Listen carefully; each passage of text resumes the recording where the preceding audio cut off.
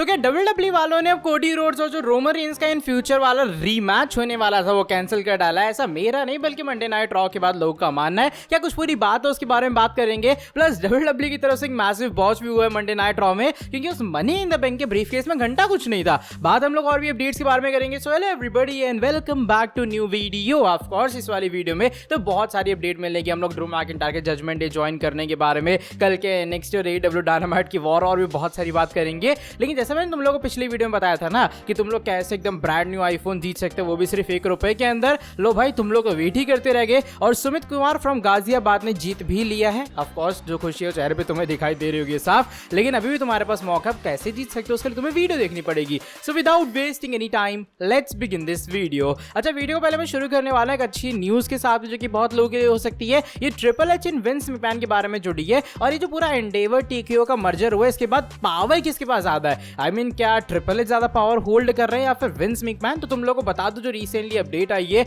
उसके according triple H के पास ज्यादा पावर है as compared to Vince McMahon. Even role reverse हो गए हैं। पहले क्या होता था, विंस लेते थे सारे डिसीजन, अब ट्रिपल एच सारे डिसीजन ले रहे हैं और जो विंस है वो सिर्फ सजेशन देते हैं या फिर कह लो सिर्फ बताते हैं कि भाई ऐसा ऐसा तुम कर सकते हो। अब वो ट्रिपल एच पे डिपेंड करता है कि वो उस चीज को एक्सेप्ट करते हैं या फिर नहीं। अब वो अलग बात है, ससुर है ट्रिपल एच के तो उन्हें माननी पड़ेगी, वरना स्टेफनी मैकमैन ट्रिपल एच को पेडिग्री दे देगी। लेकिन ये कुछ बात है अभी फिलहाल जो कि मुझे लगा ये सामने तुम लोग को बतानी चाहिए कि ट्रिपल एच के पास अब ज्यादा पावर है डब्ल्यूडब्ल्यूई के अंदर विंस के मुकाबले। तुम्हारा इसको लेकर क्या ओपिनियन है? क्या डब्ल्यूडब्ल्यूई के अंदर अब ट्रिपल एच की ज्यादा पावर है तो चीजें अच्छी और हो सकती हैं? चलो बाय द वे, इसके बाद वाली जो अपडेट है वो इस बार Drew McIntyre and Judgment Day के बारे में जोड़ी है। बहुत सारे लोग कह रहे थे रॉ वाली वीडियो पे, अरे तूने तो देखा ही नहीं कि ड्रू मैकिंटायर जो उन्होंने जजमेंट डे ज्वाइन कर ली। बाय द वे, जिन लोगों को नहीं पता, ये वाली जो फोटो है वो तुम लोग देख पा रहे होगे, रिकोशे के बैक स्टेज सेगमेंट की है, जहां पर बैकग्राउंड में अगर तुम ध्यान से देखोगे तो मैं ड्रू मैकिंटायर और रिया रिप्ली आपस में बात करते हुए मिलेंगे। तो इसी फोटो को लेकर बहुत चर्चा चल रही है। तो देखो, बताया जा रहा है पॉसिबली ड्रू मैकिंटायर का हील टर्न तो होने वाला है,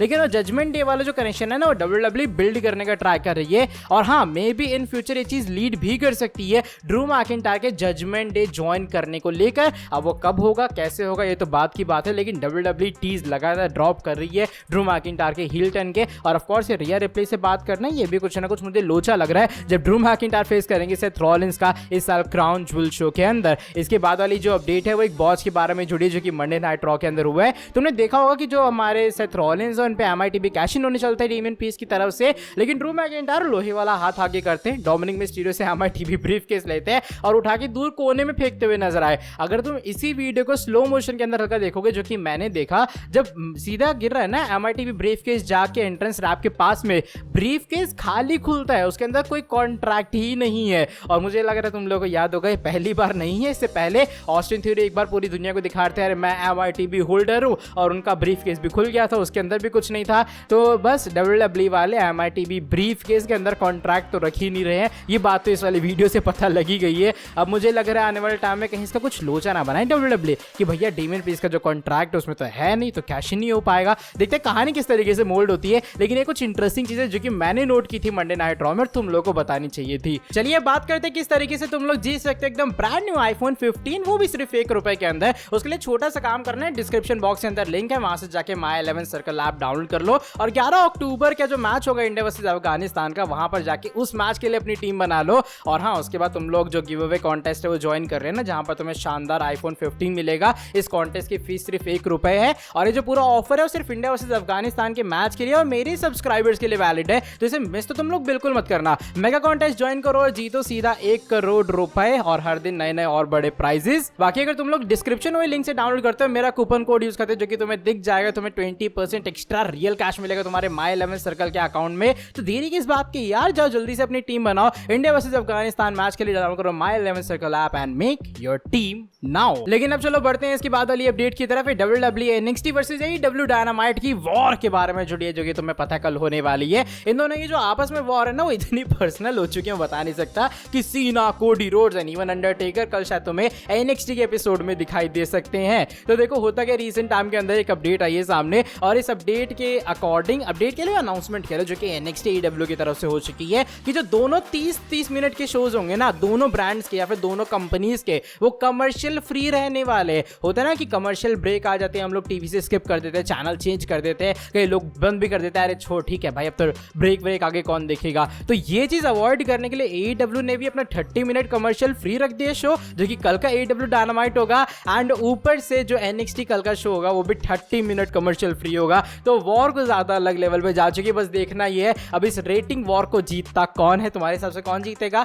आई थिंक NXT क्लियरली जीत रही है, बिकॉज उनके पास कुछ ज्यादा ही बड़े नेम आ गए शो के ऊपर। बाय द वे, जो इसके बाद वाली अपडेट है वो CM पंक वाले टीज के बारे में जुड़ी है, जो कि मंडे नाइट रॉ के अंदर हुआ था। तुमने देखा शिंजुके नाकामुरा ने GTS वाला जो मूव है वो यूज किया था, और रिकोशे पे जब यूज हुआ तो फैंस तो भाई यही कह रहे थे कि ये देखो अब आने वाला मजा, क्योंकि अब CM पंक तो फाइनली वापस आ रहा है। लेकिन कैंटा या फिर फॉर्मर WWE सुपरस्टार हिडेयो इटामी यहाँ पर हल्का सा फैंस को मॉक करते हैं, क्योंकि उनका जो फिनिशिंग मूव है वो भी GTS ही है। और वो यहाँ पर कहते हैं कि वो सर्वाइवर सीरीज के अंदर आ रहे हैं और CM पंक वहां नहीं आने वाले हैं। तो बस कुछ इस तरीके से हिलेरियसली वे में ट्रोल हो रहे हैं भैया CM पंक की जो सारे टीजीज हैं। अब टू बी वेरी ऑनेस्ट, ये WWE या मजे ले रही है या एक्चुअल में CM पंक वापस आ रहे हैं, ये मैं तुम्हें बता रहा हूँ, क्योंकि WWE मजे लेने में पीछे कभी छूटती नहीं है। और या फिर वो मजे चल रहे हैं या फिर एक्चुअल में the best in the world is coming to Survivor Series. कैंटा तो फॉर श्योर या हिडेयो इटामी तो फॉर श्योर वो नहीं होंगे। चलो बढ़ते हैं आज की हमारी नेक्स्ट एंड फाइनल स्टोरी की तरफ। ये Cody Rhodes and Roman Reigns के मैच के बारे में जुड़ी, जो कि मुझे लग रहा है बहुत से लोग देखना चाहेंगे एक बार फिर से इन फ्यूचर इन दोनों का क्लैश। लेकिन क्या रिसेंटली रॉ के अंदर WWE ने खुद बता डाला है कि कोडी अभी नहीं जाएंगे वर्ल्ड टाइटल के पीछे। देखो फैंस के जो बिलीव है वो इसलिए आए क्योंकि माइकल कोल ने एक तरह का मॉक करने के लिए कोडी को कहा कि क्या तुम अनडिस्प्यूटेड टैग टीम चैंपियनशिप के पीछे इसलिए गए क्योंकि तुम फेल हो गए WWE चैंपियनशिप कैप्चर करने के लिए, इसलिए तुम दोबारा उसके लिए नहीं जाना चाह रहे हो। तो इससे जो स्टेटमेंट है या फिर जो WWE ने खुद रेफरेंस दिया है कोडी रोड्स के पुराने लॉस का और उनके अनडिस्प्यूटेड टैग टीम टाइटल के रन का, बताया जा रहा है कि शायद एक तरह का हिंट है कि अब कोडी वर्सेस जो रोमन का मैच है शायद WWE दूसरी डायरेक्शन में ले जा रही है। यानी कि रोमन कोडी का फ्यूड खत्म नहीं हुआ है। मैं फिनिश द स्टोरी वाली बात नहीं कर रहा हूं, लेकिन स्टोरी फिनिश अब जैसा मैंने कहा कि जरूरी नहीं वो रोमन के पीछे ही जाए, और ऐसा लग भी रहा है कि अब रोमन वर्सेस जो रॉक का मैच है वो प्लान हो रहा है रेसलमेनिया के लिए। बाय द वे तुम लोग को बता दो कि अगले साल ये प्लान है। ऐसे भी फिलहाल जो रिपोर्ट्स है उनके अकॉर्डिंग कोडी वर्सेस रोमन होगा, लेकिन चीजें और डिले हो रही है मुझे ऐसा लग रहा है, और ये वो रीजन है कोडी को अनडिस्प्यूटेड टैग टीम टाइटल का रन मिला है। तो अभी फिलहाल के लिए सही मैं यही कह सकता हूं, तुम ये समझ लो कि दूर दूर तक